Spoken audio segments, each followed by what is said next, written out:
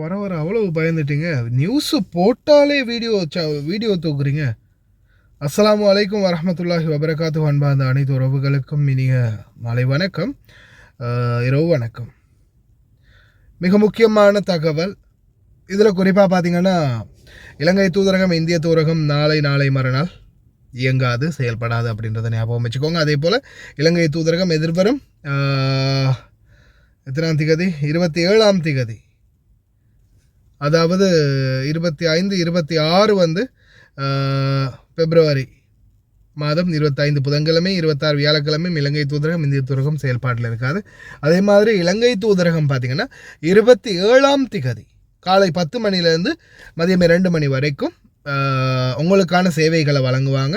Consular section அப்படின்றதையும் தெரிவிச்சிருக்காங்க. வெள்ளிக்கிழமை உங்களுடைய தேவைகள் ஏதாவது சேவைகள் இருந்தால் நீங்கள் போய் அதை நிவர்த்தி செஞ்சு கொள்ள முடியும்.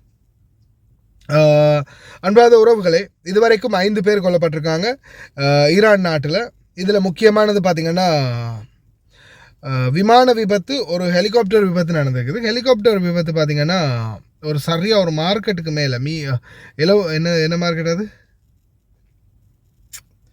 ஆமாம், காய்கறி மற்றும் பல வகை மார்க்கெட்டுக்கு மேலே விழுந்திருக்குது தஹ்ரானில் இந்த சம்பவம். அதே மாதிரி பார்த்திங்கன்னா ஒரு ஃபைட்டர் ஜெட் ஒன்று அதுவும் போய் வந்து பார்த்திங்கன்னா விபத்துக்குள்ளாகி ஒருத்தர் இறந்துருக்கிறாரு.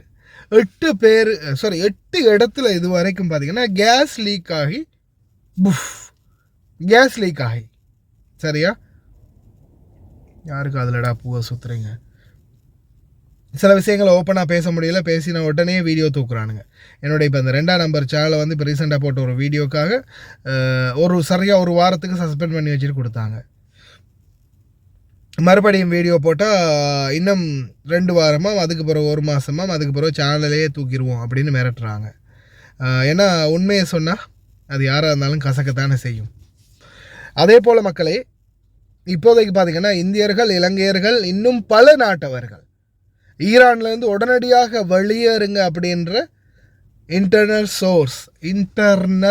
சோர்ஸ், அதாவது உள்ளூர் தகவல் வந்து வெளியிட்டிருக்கிறாங்க. அதே மாதிரி இன்னொரு முக்கியமான தகவல் என்னென்னா, நாங்கள் யாருன்னு உங்களுக்கு காட்டுறேன்டா அப்படின்ற மாதிரி ஒரு மெசேஜ், அதாவது என்ன செய்கிறாருன்னு மட்டும் பாரு எங்கள் தலைவர் அப்படின்ற மாதிரி ஒரு மெசேஜ் வந்து ஸ்ப்ரெட் ஆகி இருக்குது. அதாவது தெஹ்ரானில் இந்த மெசேஜ் வந்து ஸ்ப்ரெட் ஆகிட்டு இருக்குது இப்போ.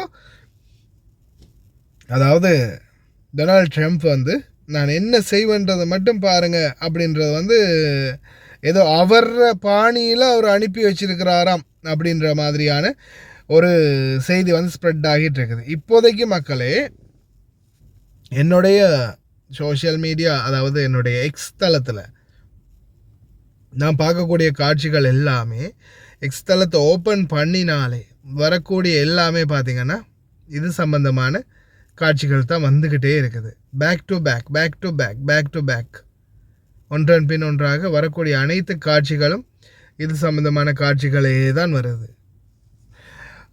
முக்கியமாக உடனடியாக வெளியேறணும் அப்படின்ற மாதிரி கோரிக்கை வச்சிருக்கிறாங்க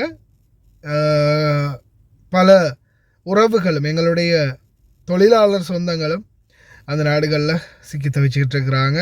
இன்ஷா அல்லாஹ் முடிஞ்ச வரைக்கும் எந்த ஒரு பிரச்சனையும் இல்லாமல் எல்லாம் வல்ல இறைவன் அனைவரையும் பாதுகாத்து அவங்கள நல்லபடியாக தாய் நாட்டுக்கு கொண்டு வந்து சேர்க்கணும் அப்படின்றது தான் ஒரே குறிக்கோள். அதே மாதிரி இந்த நாடுகளில் நடக்கக்கூடிய இந்த யுத்த நிலைமை மொத்தமும் வந்து சீராகணும் அப்படின்ற மாதிரி நாமளும் முடிஞ்ச வரைக்கும் பிரார்த்தனை பண்ணலாம். கையிலேயே சைகை காட்டுறாராம் காலவாணி போய். நல்ல சாகு வருமாடா உனக்கெல்லாம்.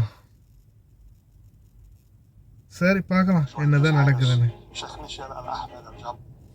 எல்லாம் வல்ல இறைவனே போதுமானவன். ஒரு பக்கம் அந்த பிரச்சனை போயிட்டு இருக்கு, இன்னொரு பக்கம் மிடில் ஈஸ்ட் பிரச்சனை, இன்னொரு பக்கம் குவைத்தும் ஈராக்கும் மறுபடியும் முட்டிக்குது.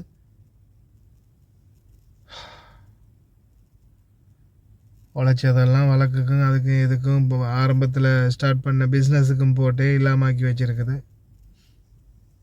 கையில் ஒத்த பைசா இல்லை, இன்னொரு 10 வருஷத்துக்காவது இருந்தால் தான் எதையாவது நிலைநாட்டலாம். இறைவா, ஏன் இப்படி பண்ணுறீங்கள் இறைவா? ஓகே மக்களே, ப்ரே பண்ணுங்க, துவா செய்யுங்க, அவ்வளோதான் சொல்ல முடியும்.